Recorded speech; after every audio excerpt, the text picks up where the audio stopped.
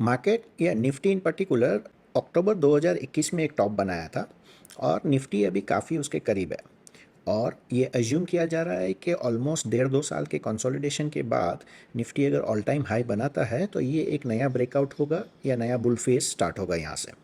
और अगर ये नया बुल फेज स्टार्ट होता है तो रिटेल इन्वेस्टर्स जो हैं वो इन्वेस्टमेंट्स या मार्केट में एंट्री करने के लिए रेडी हैं।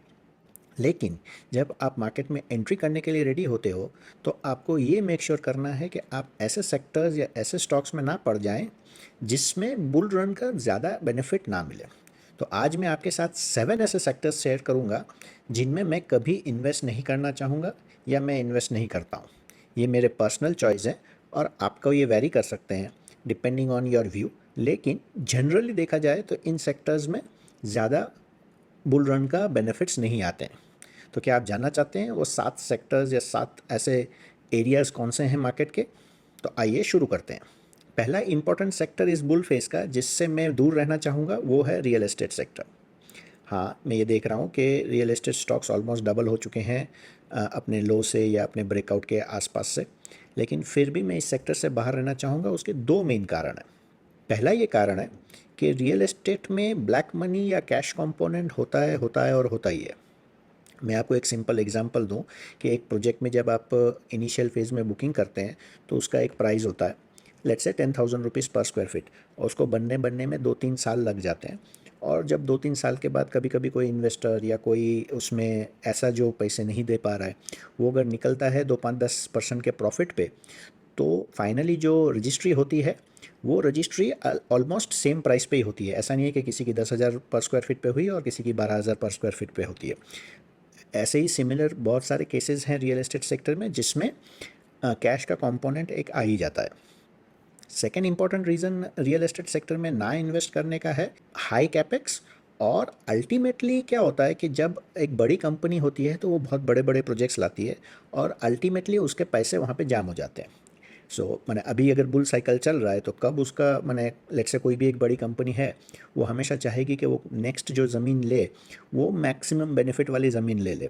तो वो मैक्सिमम बेनिफिट वाली ज़मीन लेने में कभी कभी होता है कि वो उसमें फंस जाते हैं। अब जैसे ही वो फंस गए उनका कैपिटल जाम हो गया एंड अगेन उसमें वो सारी प्रॉब्लम्स आनी शुरू हो जाती है। तो एज एन इन्वेस्टर आपको कभी पता नहीं चलेगा कि कब रियल एस्टेट सेक्टर की किस ज़मीन में क्या प्रॉब्लम है और अल्टीमेटली शेयर होल्डर्स उसमें पैसा नहीं बनाते। तो real estate as a sector में डेफिनेटली देख रहा हूँ, लेकिन उसको मैं कभी भी इन्वेस्टमेंट के तौर पे नहीं देखूंगा। अगर मेरे को लगता है कि रियल एस्टेट में बूम आ सकती है तो मैं प्रेफर करूंगा रियल एस्टेट में इन्वेस्ट करने के बजाय उसके कि रियल एस्टेट सेक्टर्स की कंपनी में शेयर मार्केट में इन्वेस्ट करने के लिए।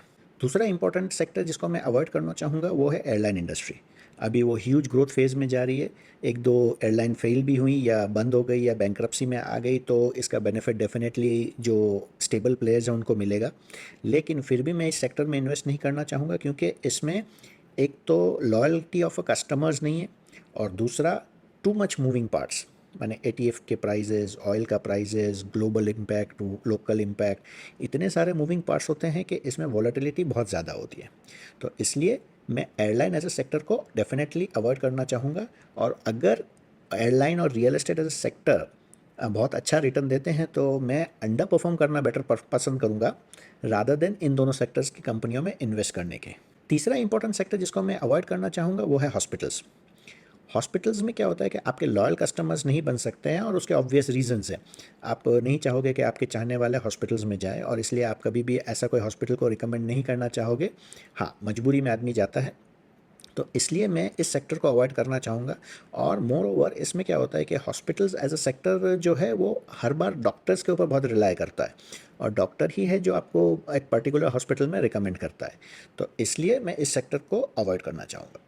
फोर्थ सेक्टर्स जिसको मैं अवॉइड हमेशा से करता आया हूँ और करता रहूँगा वो है सेक्टर्स जो इस्लाम में हराम है इन्वेस्ट करने के लिए।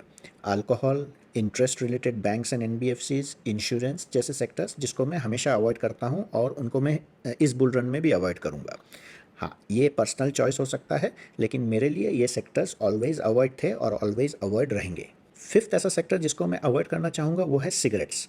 मैं ऐसे सेक्टर्स या ऐसे बिजनेस के साथ पार्टनरशिप नहीं करना चाहूँगा जो यूथ ऑफ इंडिया को इम्पैक्ट करता है इन अ बैड वे, तो मैं उसको डेफिनेटली अवॉइड करूँगा। सिक्स्थ सेक्टर जिसको मैं अवॉइड करना चाहूँगा वो है पीएसयू कंपनीज़।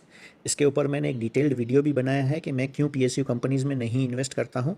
आप उसको चेकआउट कर सकते हैं, मैं उसका लिंक डिस्क्रिप्शन में डाल दूँगा। लेकिन द शॉर्ट बेसिस इज़ कि पीएसयू एज अ कंपनी जो है वो एफिशिएंटली काम नहीं करती है। तो एफिशिएंट प्लेयर्स के साथ जब उसका कंपटीशन होता है तो पीएसयू कंपनीज ऑलवेज फॉल्टर। तो इसलिए मैं पीएसयू कंपनीज़ को अवॉइड करना चाहूँगा, डिस्पाइट द फैक्ट कि बहुत सारी कंपनियाँ ऐसी हैं जो यूनिक है और सिंगल प्लेयर है, फिर भी उनकी प्रॉफिटेबिलिटी या प्रॉफिट उतना ग्रो नहीं करता है जितना मेरे को चाहिए या जितना मैं चाहता हूँ कि वो प्रॉफिट ग्रो करे। तो इसलिए पीएसयू एज अ सेक्टर को मैं डेफिनेटली अवॉइड करूँगा। लास्ट सेक्टर जिसको मैं अवॉइड करना चाहूँगा वो है होटल्स। होटल्स में क्या होता है कि it's a high capex business, तो उसमें मैं ऐसे कोई भी बिजनेस को अवॉइड करना चाहता हूँ जिसमें कैपेक्स बहुत हाई हो। टेलीकॉम भी एज अ सेक्टर को मैंने अवॉइड इसीलिए किया है क्योंकि वो भी हाई कैपेक्स बिजनेस है, और होटल्स एज अ सेक्टर भी सेम है। तो होटल्स एज अ बिज़नेस को मैं अवॉइड करना चाहूँगा क्योंकि वो कैपेक्स रिलेटेड है। और इसमें एक सेकंड इंपॉर्टेंट पॉइंट भी है कि होटल्स में अल्कोहल्स भी सर्व होते हैं, तो वो भी एक कारण है। लेकिन मेजरली ये हाई कैपेक्स बिजनेस होने के कारण मैं डेफिनेटली इसको अवॉइड करना चाहूँगा। लास्ट में मैं इतना ही बोलना चाहूँगा कि कोई भी सेक्टर की कोई भी कंपनी हो, वो अगर पैट लेवल पे, पीबीटी लेवल पे या ओपीएम लेवल पे लॉस कर रही है तो उसमें इन्वेस्ट करने से हमेशा बचिए।